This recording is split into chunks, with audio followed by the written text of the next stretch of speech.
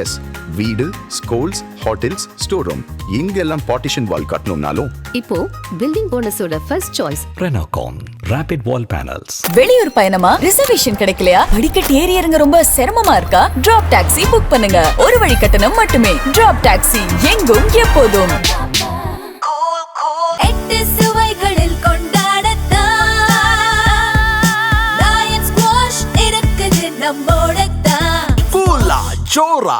நேர்களே வணக்கம், இது சாணக்கியா. இன்று நம்மோடு பாதுகாப்பு வல்லுநராகவும் பத்திரிகையாளராகவும் இருக்கக்கூடிய திரு சாய்கிரண் கண்ணன் அவர்கள் நம்மோடு இணைந்திருக்கிறார். கேட்பது நிறைய இருக்கிறது, கேட்கலாம்.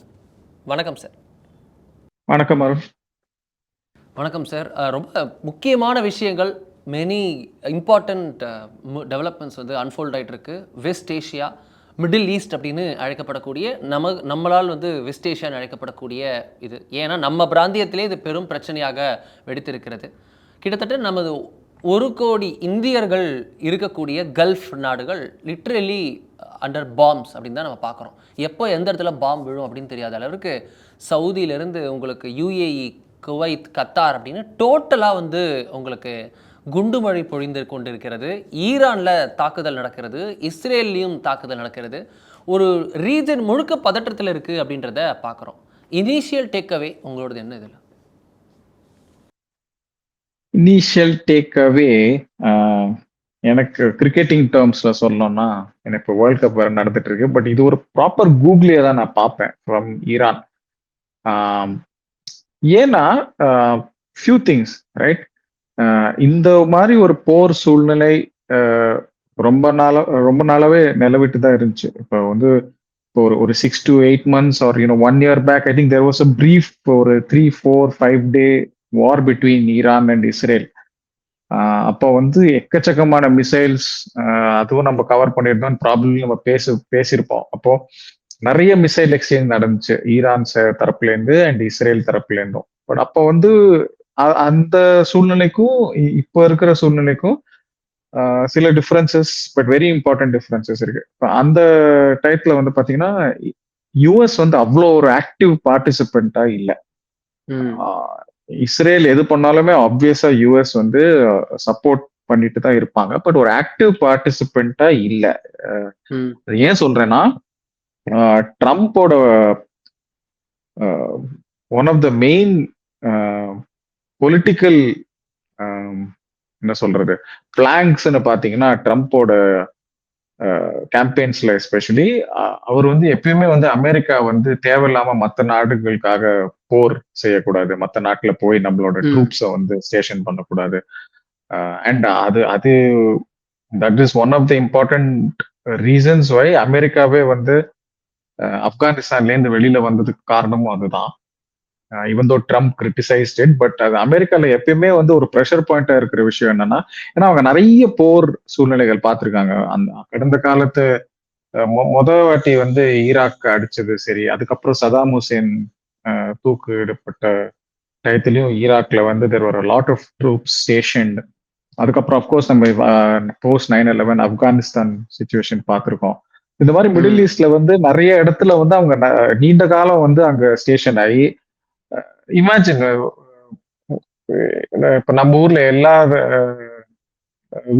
வீட்லயும் அட்லீஸ்ட் ஒரு பையன், இல்லாட்டா வந்து எல்லா தெருவுலயும் அட்லீஸ்ட் ஒரு பையன் வந்து ஏதோ ஒரு ரிமோட் இடத்துல இருக்கான். அவன் வந்து சாப்பிட்டானா, அவனுக்கு பையனோ மேன் ஆர் உமன், அவங்களோட செக்யூரிட்டி எப்படி இருக்கு, அவங்களோட உடல்நிலை எப்படி இருக்கு தெரியாது, கம்யூனிகேஷன்ஸ் கிளியரா இருக்காது. இப்போ நம்ம ஊர்ல அஃப்கோர்ஸ் ஆர்மி இருக்கு, எல்லாரும் காஷ்மீர்ல இருக்காங்க, but at least you know that அவங்க இன்னும் நம்ம நாட்டுக்குள்ளதான் இருக்காங்க, நம்ம நாட்டை வந்து பாதுகாத்துட்டு இருக்காங்க. பட் ஒரு ஃபாரின் லொகேஷன்ஸ்ல பாத்தீங்கன்னா ரொம்ப குறைவா தான் நம்ம வந்து நேட்டோ ட்ரூப்ஸ் எல்லாம் இருக்கிறச்சு, பீஸ் கீப்பிங் ட்ரூப்ஸ் அஃப்கோர்ஸ் வந்து அப்போ வந்து இப்ப நம்ம அமரன் படத்துல பார்த்தோம்ல, மேஜர் அவர் கூட வந்து he was part of piece keeping troops in other regions. But அதுல வந்து அவ்வளோ அச்சுறுத்தல் இருக்காது.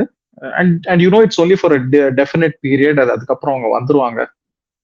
பட் இந்த மாதிரி அமெரிக்கன் ட்ரூப்ஸ் வந்து இப்ப எல்லா இடத்துலயும் இவ்வளவு நீண்ட காலமா டைம் ஸ்பெண்ட் பண்ணதுனால ஜென்ரல் நோஷனே பாத்தீங்கன்னா அமெரிக்கன் பப்ளிக்ல வந்து நம்ம இந்த வார் சூழ்நிலையெல்லாம் தவிர்க்கணும், நம்ம இதெல்லாம் எதுக்குமே போகக்கூடாது. ஸோ இதை தான் வந்து ஆக்டிவா பிடிச்சிட்டாரு Trump and even JD Vance for example, அவர் நிறைய ஆர்டிகல்ஸ் இந்த செகண்ட் டேர்முக்கு முன்னாடி அவர் நிறைய ஓபெட்ஸ் எல்லாம் எழுதினதுல பாத்தீங்கன்னா அமெரிக்காவோட ஒன் லைன்ல அமெரிக்காவோட ஃபாரின் பாலிசி எப்படி இருக்கும்னு ஒரு கேள்வி கேட்டதுக்கு அவர் சொன்னாரு, we will not wage wars, we will do things by negotiations. அதுதான் அவர் சொல்லப்பட்ட வந்து ஒரு முக்கியமான விஷயம். பட் அதுக்கு நேர்மாறா இப்ப வந்து அவங்க இதுல குதிச்சிட்டாங்க ஒரு விஷயம். Unlike the last time where Israel was the one waging the war. And நேத்து தான் வந்து அபிஷியலா B-20 பாமர்ஸை கொண்டு வந்து குவாம் வழியா கொண்டு வந்து அட்டாக் பண்ணதை பார்த்தோமே சார். அப்பயும் தானே இன்வால்வ் ஆனாங்க. இல்ல இந்த மாதிரி ஆக்டிவா இல்ல. ஏன்னா இப்ப நேத்து பாத்தீங்கன்னா அபிஷியலா அவங்க சொல்றாங்க யூஎஸ்ல வந்து they have lost 3 soldiers and 5 are critically injured. When was the last time America got into a conflict and அவங்க உயிர் சேதம் வந்து எங்க வந்து இவ்வளோ ஒரு அபிஷியலா அனௌன்ஸ் பண்ற அளவுக்கு வந்து எங்க வந்துச்சு சொல்லுங்க. ஏதாவது ஒரு ஸ்கிரேப் இன்சிடென்டா இருக்கலாம், ஒரு சின்ன ஸ்கர்மிஷ் அந்த மாதிரி இருக்கலாம். பட் இப்ப வந்து அவங்க வந்து ஆக்டிவா பண்ணிட்டாங்க. இந்த மாதிரி மொபிலைசேஷன் நீங்க போன வாட்டி பார்த்தல. வெறும் B-20 வச்சுட்டு அவங்க B-20 பாம்பர்ஸ் நீங்க மேல இருந்து அப்படியே போட்டு போயிடுறதுதான் உங்களுக்கு. பட் இந்த வாட்டி பாருங்க, நீங்க வந்து அவங்களோட நேவல் கேப்பபிலிட்டிஸ்ல இருந்து, அவங்களோட ரீஃபியூவலர்ஸ், ஏர் டு ஏர் ரீஃபியூவலர்ஸ்ல இருந்து, அவங்களோட ஃபைட்டர் ஜெட்ஸ்ல இருந்து எக்கச்சக்கமான மொபிலைசேஷன். இந்த மொபிலைசேஷனே 2 months நான் ட்ராக் பண்ணிருக்கேன். அது ஒரு இடத்துல இருந்து அவங்க எப்படி மொபிலைஸ் பண்ணாங்க, எவ்வளோ ட்ரூப்ஸ், எவ்வளோ ஃபைட்டர்ஸ் வந்து அவங்க across all their Middle East பேசஸ்ல வந்து எப்படி வந்து அவங்க கொண்டு வந்தாங்க.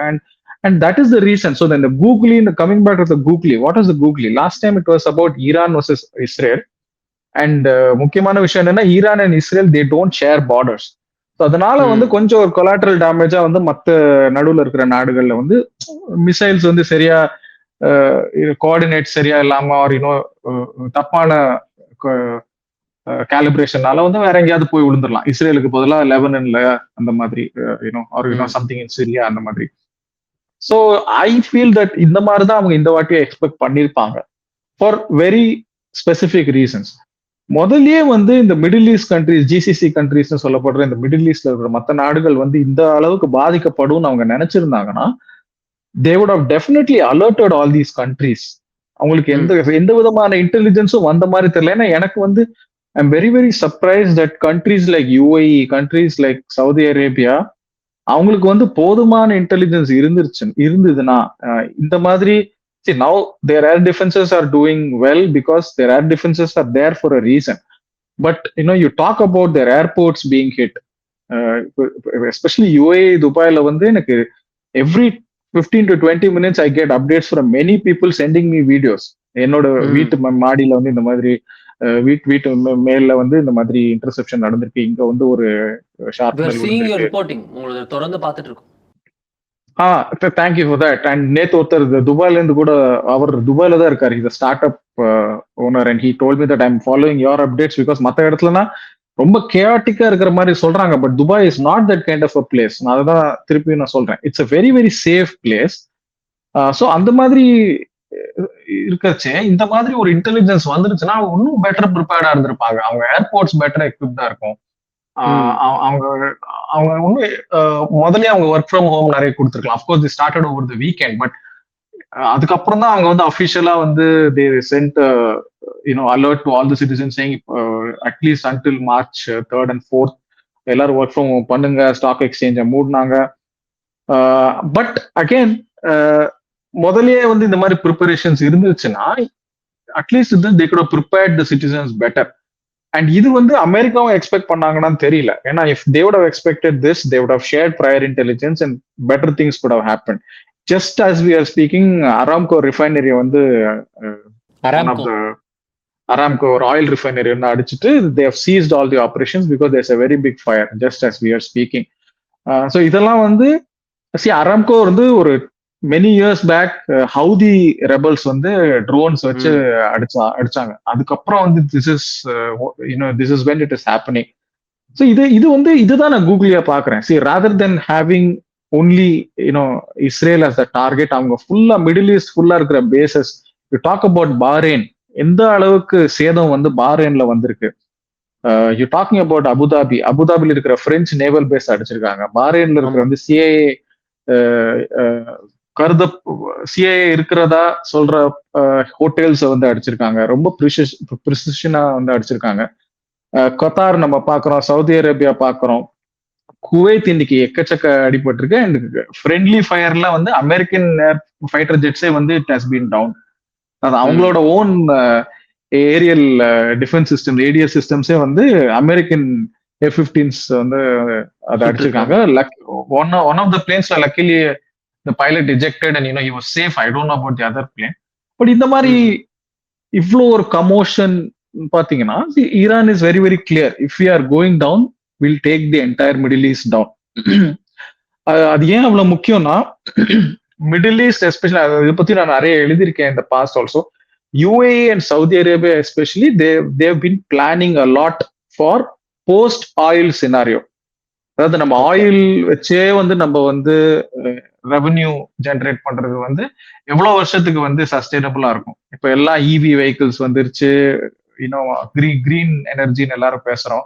ஸோ ஒரு இடத்துல வந்து ஆயில் ரேட்ஸ் எல்லாம் கம்மியாயிடுச்சுன்னா நம்மளோட ஃபியூச்சர் என்ன, நம்மளோட ஃபியூச்சர் ஜென்ரேஷன்ஸ்க்கு வந்து நம்ம என்ன பண்றதுன்னு சொல்லிட்டு அவங்க கம்ப்ளீட்டா டெக்னாலஜி நோக்கி, டேட்டா நோக்கி, ஏஐ நோக்கி வந்து எல்லாம் போயிட்டாங்க. ஸோ UAE அண்ட் சவுதி அரேபியால வந்து நானே பல ப்ராஜெக்ட்ஸ் நான் வேலை பண்ணியிருக்கேன். Where there's a lot of AI influence and their building their own start ups. எக்கச்சக்க ஃபண்டிங். ஏன்னா அவங்களுக்கு பணம் பத்தி பற்றாக்குறையே கிடையாது. அவங்களுக்கு ஆயில் இருக்கிற பணத்தை எல்லாத்தையுமே அவங்க டெக்னாலஜில போடுறாங்க.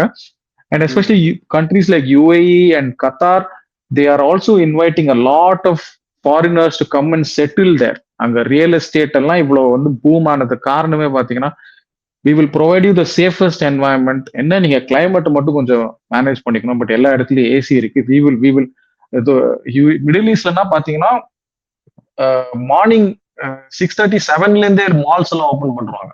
Because they want all of these places to be like socially available. And நீங்க மார்னிங் வந்து நீங்க சும்மா வாக் பண்ணோம்னா கூட நீங்க டக்குனு மாலுக்குள்ள போலாம், ஏசி எல்லாம் ஃபுல் பிளாஸ்ட்ல இருக்கும். ஸோ அந்த மாதிரி ஒரு சொசைட்டியை கிரியேட் பண்றதுக்கு தான் வந்து அவங்க இவ்வளவு மெனக்கெட்டு இவ்வளவு இன்வெஸ்ட்மெண்ட் பண்ணிருக்காங்க. ஸோ அந்த ஒரு ஏர் ஆஃப் இன்வின்சிபிலிட்டி, இது சேஃபா தான் இருக்கும், அது பிரச்சனையே கிடையாது அப்படின்னு சொல்ற தருணத்துல ஈரான் இந்த மாதிரி பண்ணது வந்து it's a very big.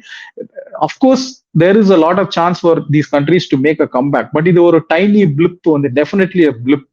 And இந்த பிளிப் வந்து none of them have expected. And especially just interview வர்றதுக்கு முன்னாடி ஒரு 5 நிமிஷம் முன்னாடி தான் இந்த இன்டர்வியூ பார்த்தேன். It was by a Saudi official. அவர் வந்து அல் ஜசீராக்கு கொடுத்த பேட்டியில வந்து அவர் என்ன சொல்றாருன்னா, translation is that America has abandoned us. They have only focused on இஸ்ரேல பாதுகாக்கிறதுல மட்டும்தான் அமெரிக்கா வந்து ஃபோக்கஸ் பண்ணியிருக்காங்க. எங்களை வந்து அபேண்டன் பண்ணிட்டாங்க. இப்ப கல்ஃப்ல இருக்கிற மற்ற நாடுகள்லாம் எல்லாம் இந்த ஈரான் பிரச்சனையால அஃபெக்ட் ஆனது வந்து நீங்க பாக்குறீங்க. மிசைல்ஸா இருக்கட்டும், ட்ரோன்ஸா இருக்கட்டும். ஸோ வந்து அந்த மாதிரி ஒரு அதிருப்தியும் வந்து இப்ப இருக்கு. ஸோ இது வந்து ஐ டோன்ட் திங்க் அமெரிக்கா ஒரு இஸ்ரேல் ஆன்டிசிபேட்டட், எஸ்பெஷலி அமெரிக்கா. ஏன்னா இஸ்ரேலை நம்பி இந்த மிடில் ஈஸ்ட் கண்ட்ரிஸ் வந்து இவ்வளவு நம்பிக்கை வைக்கல.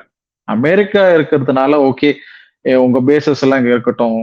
ஏன்னா இஸ்ரேல் மிடில் ஈஸ்ட் கண்ட்ரிஸ்க்கு ரிலேஷன்ஷிப் இம்ப்ரூவ் ஆனது கடந்த ஒரு சில வருஷங்கள் நல்லதான். அமெரிக்கா 2017-18 நினைக்கிறேன் ட்ரம்ப் 1ல. Correct Trump first term. But again so this is why I say that this has been a googly of sorts. அவங்க வந்து ஃபர்ஸ்ட் பிளான் பண்ணது வந்து ஒரு ஃபர்ஸ்ட் ஃபேஸ் 4 daysல வந்து நம்ம 90% ஆஃப் ஈரான் வந்து நம்ம கண்ட்ரோல்ல கொண்டு வரணும் தான் அவங்க பிளான் இருந்துச்சு. பட் இப்போ வந்து அது வேற டைரக்ஷன்ல போகுது. And it is more likely that Trump is looking to have some kind of ஒரு பேச்சுவார்த்தை வந்து ட்ரம்ப் மூலமா தான் இனிஷியேட் செய்யப்படுறதா இருக்கு. ஏன்னா ஈரான் கேட்டகரிலி செட் நாங்க பேச்சுவார்த்தைக்கு வர மாட்டோம். ஏன்னா போன வாட்டி அவங்க பேச்சுவார்த்தையில இருந்து, ஆக்டிவ் பேச்சுவார்த்தையில இருந்து ஓமான் வந்து மத்தியஸ்தம் பண்ணிட்டு இருக்கிறச்சேயே America went for a preemptive attack. So ஈரானுக்கு வந்து இப்ப வந்து they really want, they don't believe in a lot of talks right now unless America is very serious. ட்ரம்பா ஓப்பனா வந்து கேட்டா maybe they may consider. But இப்போதைக்கு பாத்தீங்கன்னா entire Middle East is being hit, all the bases are being hit. Okay, இதில் நமக்கு கேட்குற ஒரே ஒரு கேள்வி தான் சார், ரொம்ப நாளாக இருக்கக்கூடிய ஒரு கேள்வி. உங்களுக்கு ஒரு பக்கம் பார்க்குறோம், இஸ்ரேலும் அமெரிக்காவும் ஃபைட்டர் ஜெட்ஸை உள்ளே அனுப்பி அட்டாக் பண்ணுறத பார்க்குறோம். பட் வேறஸ் ஈரான் பார்த்தோம் அப்படின்னா அவங்க ஒன்று அவங்க ஏதாவது ஒரு இதை அனுப்பணுன்றதுக்காக ப்ரொஜெக்டைல் அனுப்பணுன்றதுக்காக ஒன்று அவங்க வந்து ட்ரோன்ஸ் அனுப்புகிறாங்க, ஷஹீத் ட்ரோன்ஸ், இல்லை அப்படின்னா மிசைல்ஸ் அனுப்புகிறாங்க. ஏன் அவங்க ஃபைட்டர் ஜெட்ஸை இறக்குறது இல்லை? அதுதானே ஒரு பெரும் கேள்வியாக இருக்குது. இவங்களுக்கு தாண்டி வர்றது கஷ்டம். சிரியா, ஈராக், அவங்க ஃபைட்டர் ஜெட்ஸ் வந்து it's not very effective. They have the old MiG fighter jets and it's not very effective. ஏன்னா நம்ம இந்த சாங்ஷன்ஸ் எல்லாம் வந்ததுக்கு அப்புறம் ஈரானுக்கு வந்து ஃபர்ஸ்ட் வந்து பெரிய ஃபைட்டர் ஜெட்ஸ் ப்ரொக்யூர் பண்றதுக்கு பணம் இருக்காது. செகண்ட்லி எந்த கண்ட்ரியும் விற்க மாட்டாங்க. ரஷ்யாவை தவிர்த்து, சைனாவை தவிர்த்து ஒரு பெரிய major super power R major technological power யாருமே வந்து இவங்கள்ட்ட டீலிங்ஸே ஃபர்ஸ்ட் வச்சுக்க மாட்டாங்க. இப்ப வந்து இந்த ஷஹீத் ட்ரோன்ஸ் கூட பாத்தீங்கன்னா these are very very similar to what Russia uses with Ukraine. இந்த மாதிரி சூசைட் ட்ரோன்ஸ் அப்படின்னு சொல்லுவாங்க. அவங்க அதுல வந்து கோஆர்டினேட்ஸ் போட்டீங்கன்னா அது எங்க எக்ஸாக்டா போய் வந்து செல்ஃப் எக்ஸ்ப்ளோர் பண்ணணும்னு வந்து அந்த ட்ரோன்ஸுக்கு தெரியும். அது வந்து ஸோ இது வந்து this is a technology very easy for them to replicate. இதை வந்து அவங்க ஆயிரக்கணக்கா வந்து அவங்க தயாரிச்சு வச்சிருக்காங்க. அவங்களோட மிசைல்ஸும் இதே மாதிரி ஆயிரக்கணக்கா தயாரிச்சு வச்சிருக்காங்க. அதை நம்ம போன வாட்டியே பார்த்தோம். இஸ்ரேல் மேல ஆல்மோஸ்ட் ஒரு மிசைல் மலை மாதிரி இவங்க வந்து போட்டு அதுல அயர்ன் டோம்ஸ் வந்து ரொம்ப ஓவர் யூஸ் ஆகி, ஏன்னா ஒரு வாட்டி நீங்க ரீசார்ஜ் பண்ணோம் அயர்ன் டோன்ஸ், அந்த கேட்ரிட்ஜ் வந்து இது பண்ணணும். ஸோ அதுக்கு வந்து எக்கச்சக்கமா வந்து they got over used last time. இந்த வாட்டி வந்து அவ்வளோ ஓவர் யூஸ் இல்ல, பட் அவங்க என்ன பண்ணிட்டாங்க, எல்லா இடத்துலயும் அடிக்க ஆரம்பிச்சிட்டாங்க. Right. And like I said, fighter ஜெட்ஸ்ல வந்து அவங்க ஓல்டு மிக் 29s வச்சிருக்காங்க. And it is not, mean அது வந்து ஒரு பெரிய போட்டன்ட் வெப்பன் கிடையாது ஈரானுக்கு. இது ரெண்டும் it's much more helpful for them. Okay, இதில் இருக்கக்கூடிய விஷயங்கள் சார், நம்ம ஈரானுக்கான இந்த தாக்குதலில் பாகிஸ்தானுடைய ஹெல்ப் வந்து அமெரிக்காவுக்கு இருக்குது. பாகிஸ்தானுடைய பேஸில் போய் தான் அமெரிக்கா வந்து சில ரீஃபியூலிங் ஆஸ் வெல் சில ஆர்மரிஸ் எடுத்துகிட்டு வராங்க அப்படின்ற மாதிரி சில தகவல்கள் வருகிறது. உண்மையாலுமே பாகிஸ்தான் முதுகுல குத்திருச்சா ஈரான்? பாகிஸ்தான் இப்ப basically it's a vassal state of America. I don't think அந்த காலத்திலேயே அது you talking about Musharraf or Nawaz Sharif or Bhutto காலத்திலேயாவது அவங்க ஓப்பனா at least they may be able to say Pakistan வந்து அமெரிக்காவுக்கு அடிமை இல்லை அப்படின்னு அட்லீஸ்ட் அப்போ வந்து ஸ்டேட்மெண்ட்டாவது விட முடியும். இப்போ அது கூட பண்ண முடியாது. ஷெஹபாஸ் ஷெரீஃபா இருக்கட்டும், ஆசிம் முனீரா இருக்கட்டும், பாகிஸ்தானுக்குள்ளேயே வந்து நிறைய சொசைட்டி லைக் பப்ளிக் சொசைட்டில அவங்க பேசுற நிறைய கருத்துக்கள் பாத்தீங்கன்னா இவங்க வந்து ஆல்மோஸ்ட் முற்றிலும் வந்து நாட்டை வித்துட்டாங்க அப்படின்னு. ரெண்டாவது வந்து பாகிஸ்தானுக்கே வந்து இன்டர்னலா நிறைய இஷ்யூஸ் இருக்கு. ஒரு பக்கம் வந்து பிடிஐ சார்ந்த இம்ரான் கான் சர்ச்சை, அவருக்கு கண்ணு தெரியல, உடம்பு சரியில்லை, அவர் ஜெயில இருக்காரு, இப்போ ஹாஸ்பிட்டல்ல வந்து ட்ரீட்மெண்ட்டுக்காக அமைச்சிருக்காங்க, அது ஒண்ணு. செகண்ட் வந்து அவங்களுக்கு existing tensions with Afghanistan. Even though Pakistan military வந்து ஆப்கானிஸ்தான் தாலிபானோட ரொம்ப பவர்ஃபுல் தான், இருந்தாலும் இவ்வளோ ஆண்டுகளா வந்து ஒரு தோழமையா பழகிட்டு திடீர்னு வந்து ஒரு எதிரியா பாக்குறது வந்து அது ஒரு பெரிய தேவையில்லாத தலைவலி அவங்களுக்கு. அண்ட் நூர்கான் ஏர்பேஸை ஆப்கானிஸ்தான் அட்டாக் பண்ணதா ஒரு தகவல் இருக்கு. ஆமா, ஆப்கானிஸ்தான் அட்டாக் பண்ணாங்க. பட் சி, ஆப்கானிஸ்தான் அட்டாக்ஸ் வந்து ரொம்ப பெரிய இம்பாக்ட்ஃபுல்லான இருக்காது. அவங்க என்ன பண்ணுவாங்க, அந்தந்த இடத்துல சின்ன சின்னதா பிரச்சனை உருவாக்கிட்டே இருப்பாங்க. பட் அவங்களுக்கு அவ்வளோ போர்டன்ட் வெப்பன்ஸோ அவ்வளோ வெல் ட்ரெயின்ட் ஆர்மியோ கிடையாது. அவங்க பேசிக்லி கொரில்லா வார்ஃபேர் தான் அவங்களுக்கு நல்லா தெரியும். அட் த சேம் டைம் ஒரு இடத்துல பாலோச்சிஸ்தான் இஷ்யூ இருக்கு, பிஎல்ஏ ரெபல்ஸ் அவங்க பண்ற பிரச்சனை. அண்ட் இன்டர்னலாவே தெஹ்ரீக் தாலிபான் பாகிஸ்தான், தாலிபான் சப்போர்ட்ல இருக்கிற தெஹ்ரீக் தாலிபான் பாகிஸ்தான் டிடிபியும் வந்து அவங்க நிறைய பிரச்சனை உண்டு பண்ணுவாங்க. ஸோ இந்த மாதிரி சூழ்நிலை வந்து நீங்க அமெரிக்கா எது கேட்டாலும் நீங்க பண்ணி தான் ஆகணும். ஸோ ரீஃபியூலிங்கா இருக்கட்டும், பிரீஃப்லி யூசிங் தேர் ஏர்பேசஸா இருக்கட்டும், அதெல்லாம் கண்டிப்பா நடந்துட்டு தான் இருக்கும். ஏன்னா இப்போதைக்கு பாகிஸ்தானுக்கு Iran choosing Iran over USA வந்து என்ன பெனிஃபிட் கொடுக்கும், ரைட்? There is no. ஏன்னா இது இந்த ஈரான் எஸ்டாப்ளிஷ்மெண்ட் எவ்வளவு நாள் இன்னும் தாக்கு பிடிக்கும்னு அந்த கேள்விகளும் வரும். ஸோ அந்த மாதிரி சூழ்நிலையில வந்து அவங்க அமெரிக்கா எது கேட்டாலும் பண்ணி தான் ஆகணும். இதில் உங்களுக்கு எஸ்டாப்ளிஷ்மெண்ட் எல்லாம் தாக்கு பிடிக்கும்னு கேட்குறீங்க. கமேனி இறந்ததாக எல்லாரும் அறிவிச்சிட்டாங்க. பட் ஆனால் ஒரு சென்ஸ் ஆஃப் டவுட் வந்து இன்னும் இருக்குல்ல, இட் ஸ்டில் ப்ரிவேல்ஸ் ரைட்? ஏன்னா இப்போ வரைக்கும் எந்த ஒரு பெரும் நாடுகளுடைய தலைவர்களும் வந்து அவருக்கு இரங்கல் தெரிவித்தோ இது பண்ணோ போடலை, கண்டனமோ. ஷேபாஸ் ஷெரீஃப் சொன்னார்ல, ஷேபாஸ் ஷெரீஃப் சொன்னார்ல, அவர் அவரு அவரு இல்ல. But see the thing is, இந்த மாதிரி பெரிய தலைவர்கள் இந்த மாதிரி ஒரு திடீர், we've always had this. இப்போ க்ளோசர் ஹோம் எல்டிடி தலைவர் பிரபாகரன் மறைந்தாருன்னு சொன்னாங்கன்னா அது பெருசா அவர் பையன் போட்டோ வந்துச்சு, பட் அவர் வந்து இறந்துட்டாருன்னு சொல்லி அது பெருசா கடைசி போட்டோகிராஃப்ஸ் எதுவும் வந்து அவங்க பெருசா வந்து ஷேர் பண்ணல. அப்பயும் கூட இறந்துட்டாருன்னு சொன்னதுக்கு அப்புறம் கூட நிறைய தகவல்கள் வந்தது, இல்ல அவர் எங்கேயோ தலைமறைவா இருக்காரு. Same thing happen with bin Laden. Saddam Hussein மட்டும் அந்த தூக்குல இடறச்சே வந்து அந்த ஒரு போட்டோ மட்டும் வெளியாச்சு. அப்போ வந்து ஓகே எல்லாருக்கும் ஓகே நிஜமாவே இவங்க பிடிச்சு இது பண்ண. அது கூட வந்து நிறைய பேர் என்ன சொன்னாங்கன்னா, சதாம் ஹுசேனுக்கு வந்து 10-12 டூப் அவர் எப்பயுமே வச்சிருப்பாரு, இவங்க டூப்பை தான் பிடிச்சாங்க அப்படிலாம் சொல்லுவாங்க. Same thing with bin Laden. But நம்மளுக்கு தெரிஞ்சது என்னன்னா, அமெரிக்கா இவென்ச்சுவலி பின் லேடனோட டிஎன்ஏ டெஸ்ட் எல்லாம் பண்ணி இல்ல we confirm it was Osama bin Laden தான் சொன்னாங்க. இங்கேயும் கமேனியோட family, rest of the family was also killed. அவரோட granddaughter, grandson, one of his wives, you know, they were all part of that building. So அதை வச்சுட்டு அவங்க they should confirm. And அவரும் வந்து ரொம்ப வயசானவர் தான். So I don't think he can keep running and escaping, right? Like what bin Laden use to do. And bin Laden கூட கடைசியில் அபட்டபாட் போனது அப்போ வந்து he also had a lot of health issues. So இதுக்கப்புறம் ஓடி ஒளிய வேணான்னு சொல்லிட்டு தான் அந்த சேஃப் காம்பவுண்ட்ல இருந்தாரு. So I don't think Trump இவ்வளவு பெரிய ரிஸ்க் எடுக்க மாட்டாருன்னு நினைக்கிறேன் அவர் இமேஜ்ல. ஏன்னா நிறைய பேர் என்ன சொன்னாங்க, நாளைக்கு பாரு கம்பெனி வந்து ஒரு வீடியோ, வழக்கம் போல ஒரு வீடியோ ரிலீஸ் பண்ணுவாரு அப்படின்னு. But I don't think Trump will take that big risk. And they had a lot of intelligence. அது ஒரு இந்த ஆபரேஷனை பார்த்தீங்கன்னா, இப்ப நிறைய பேர் வந்து இந்த ஆபரேஷன் தான் சொல்றாங்க, மோடி போனதுக்கு அப்புறம் மறுநாளே இந்த ஆபரேஷன் நடந்துச்சு. ஸோ பட் அதுக்கும் இதுக்கும் சம்பந்தமே கிடையாது. இது வந்து பல மாதங்களாக அவங்க பிளான் பண்ணது. அண்ட் ஈவன் ஸோ அமெரிக்கா மாதிரி நாடுகள் with regards to Iran or any of the countries that they see as a threat, ரஷ்யாவா இருக்கட்டும், போர் புரியலனா கூட இன்டெலிஜென்ஸ் கேதரிங் வந்து அது எப்பயுமே நடந்துட்டே இருக்கும். இப்போ நம்ம ஒரு போலீஸ்ல பாக்குற மாதிரி வந்து ஒருத்தனை பிடிக்கணும்னா 2 நாளுக்கு முன்னாடி இந்த தெரு வாசல்ல ஒரு 2 பேர் போடு, அவன் மூவ்மெண்ட்டை வாட்ச் பண்ண, அப்படி கிடையாது. இன்டெலிஜென்ஸ் கேதரிங், ஹியூமன் இன்டெலிஜென்ஸ், ஹியூமன்ட்னு சொல்லுவோம்.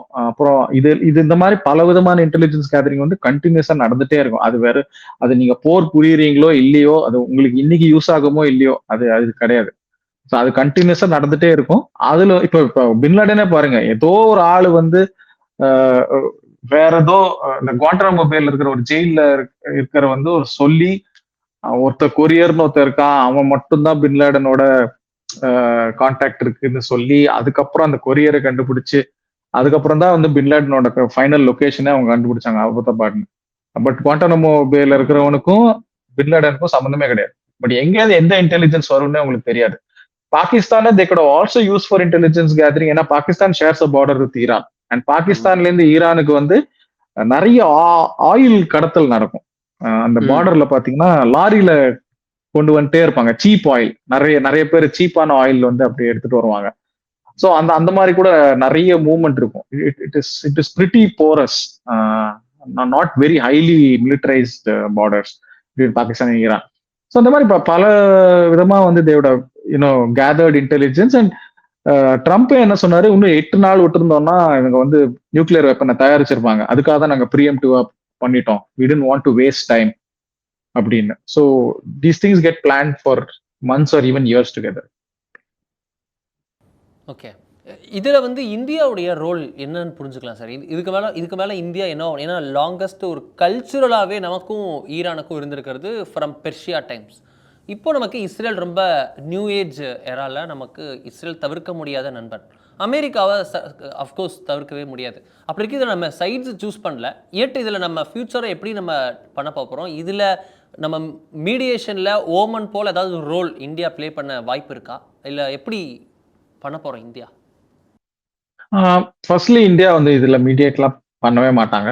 ஐ don't think it really matters also. ஏன்னா நம்ம கொத்தாரை தாண்டி ஓமானை தாண்டி whether India can make a big influence here, probably not. So பேச்சுவார்த்தையில வந்து நம்ம டெஃபினட்டா வந்து we can probably be one of the parties.